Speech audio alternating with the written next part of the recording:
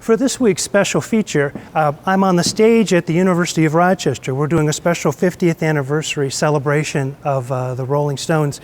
We call it the Year of Satisfaction because, of course, I can't get no satisfaction being their big #1 hit in 1965. And I thought it might be kind of fun, since I'm on stage here, to show you some of the guitars that I'm using in order to get some of the sounds associated with the Rolling Stones. Now, it turns out that when it comes to the Stones and guitars, there are a lot of different guitars, so there's no way I can have everything. But as it stands, we're probably going to play for about an hour and 15 minutes, and you'll hear about 6 guitars here, so I couldn't really fit too many more than that into my car. I want to start with this guitar here.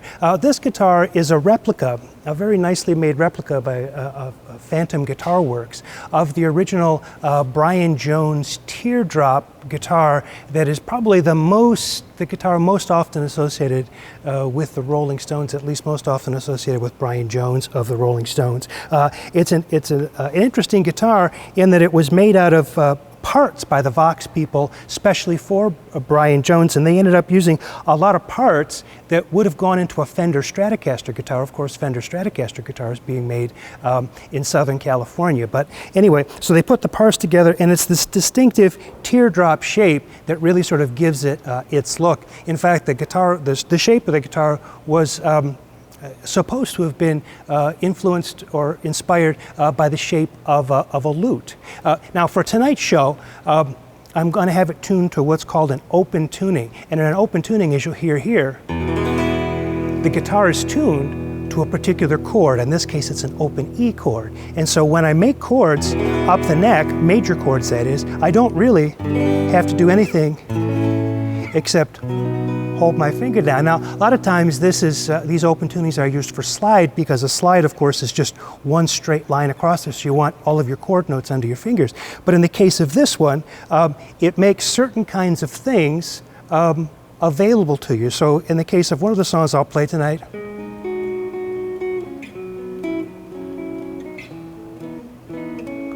just about that much will probably keep us free from any kind of copyright problems here. We'll see. But anyway, so open tuning, Brian Jones teardrop guitar. Let's take a look now at the Gibson Firebird guitar. I'm now holding a Gibson Firebird guitar. These guitars were introduced in the first half of the 1960s by the Gibson Guitar Company, in some ways to compete with the stylish designs of the Fender Guitar Company, Gibson being based in Kalamazoo, Michigan, Fender being based in Southern California. So when it came time to design this guitar, the guy who was the head of the Gibson Guitar Company at the time, Ted McCarty, actually got a Detroit auto designer to design this distinctive Firebird shape. And this guitar became very associated with the Stones during the mid-1960s. It's interesting in that the neck goes all the way through to the tailpiece, so you've just got 2 pieces of wood that are slapped onto either side, and it originally used a banjo tuner, so looking at it straight on, you can't see the guitar tuners there. So there's all these sort of nice little features. Brian Jones played a guitar like this an awful lot in the mid-60s when the group was touring, and Keith Richards played one as well. Let's move on now to a guitar that's really more often associated with Keith Richards, the Fender Telecaster. I've got a Fender Telecaster guitar here. The Telecaster is actually one of the earliest designs of the electric guitar, coming from the 1950s, designed by Leo Fender and his people out in California. The guitar is really essentially just a piece of maple neck and some ash body, which is just kind of bolted together here. It's a very simple design, but it's been a very enduring design. Keith Richards uses this guitar, and he started using a Telecaster during the mid-60s, but really made it one of his trademark guitars at the end of the 60s and into the 70s.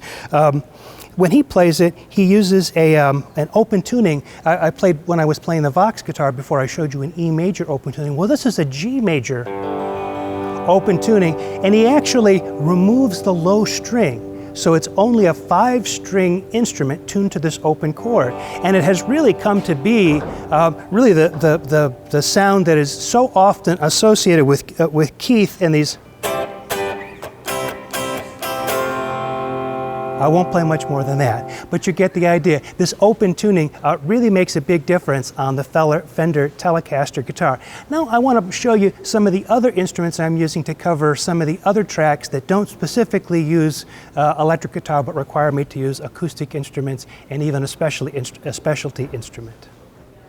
This is a Gibson acoustic guitar. It's amazing how many of those Rolling Stones tracks, especially some of the hard rocking tracks, have really got rhythm guitar provided by acoustic guitar. You think about hard driving rock and roll tracks as basically being about electric guitars and drums and that kind of thing. But in the case of the Rolling Stones, there's an awful lot of the rhythm guitar that's played by acoustic guitar. So I've got this acoustic guitar on hand for a couple of the numbers that we're going to do.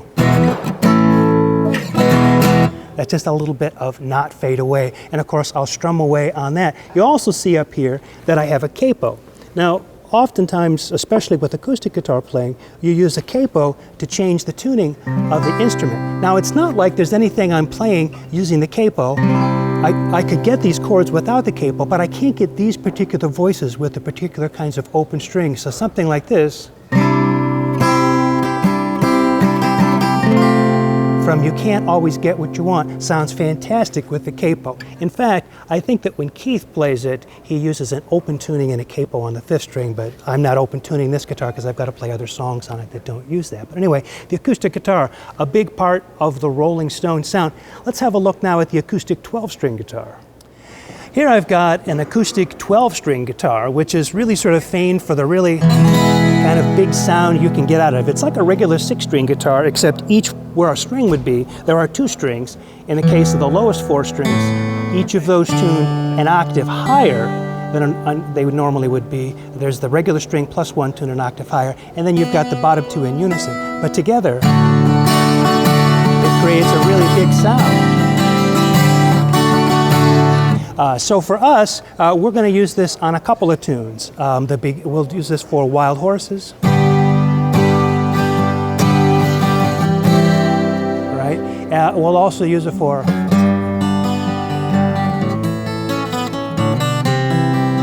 which is from As Tears Go By. And so you'd be surprised how much acoustic 12-string there are on these Rolling Stones tracks, but I'll use it for those 2 tracks. Now, the next instrument I'm going to show you is like a guitar, but it's not really a guitar. The guitar I'm holding here is not really a guitar. Well, for all intents and purposes, it is a guitar, but it's called a sitar guitar. It's got a special vibrating mechanism on the bridge here that gives the strings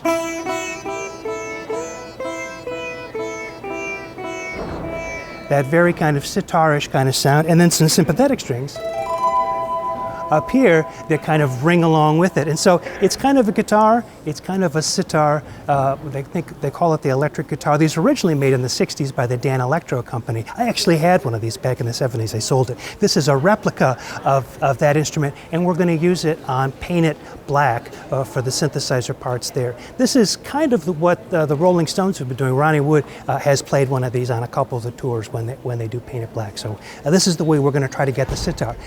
Having talked now about the guitars, let me tell you a little bit about the amps and the effects pedals that I'll be using tonight.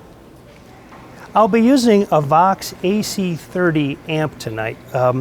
This is an amp that's mostly associated with the early career of the Rolling Stones. They actually had some amplifiers made for them by the Vox company, or the Vox company. They had a deal with them to use their instruments, and in fact endorsed some of their amps and their guitars for a period of time.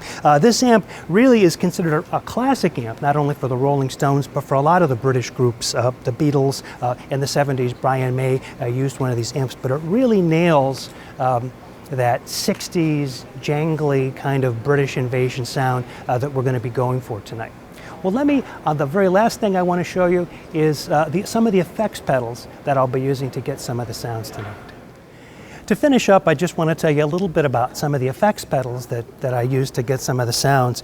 Probably the most important one to talk to you about is the fuzz tone. This particular unit, made by Electro Harmonics, an American company, and just out recently, is supposed to be a perfect clone of the fuzz tone that Keith Keith Richards used on Satisfaction. In fact, it's called the Satisfaction Fuzz. So I'll be using that tonight for guess which song, Satisfaction. I always have a tuner on stage and a volume pedal to control the volume. I won't be using the wah-wah much tonight. That's from other gigs that I play. I've got a tremolo here for the Gimme Shelter tremolo that we'll need. The chorus, this is a chorus or a flanger or a Leslie effect. I won't be using that much tonight. Here's an echo that I use for some of the slapback kind of early British Invasion guitar sounds. And then I have a distortion unit that gives me a little bit of the kind of distortion you used to be able to get when you turned your amp all the way up back in the old days. But these days, we don't turn our amps all the way up anymore. The sound systems are such that stage volume is really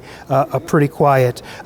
This little unit here is a direct box for my acoustic guitar. It's very handy to have a separate direct box for the acoustic guitars. They plug directly into that. And this little switch here, which I think is fantastic, is the mute switch, which means when that light is on, there's no sound going through that direct box, so the sound guy doesn't have to worry about me blowing his speakers.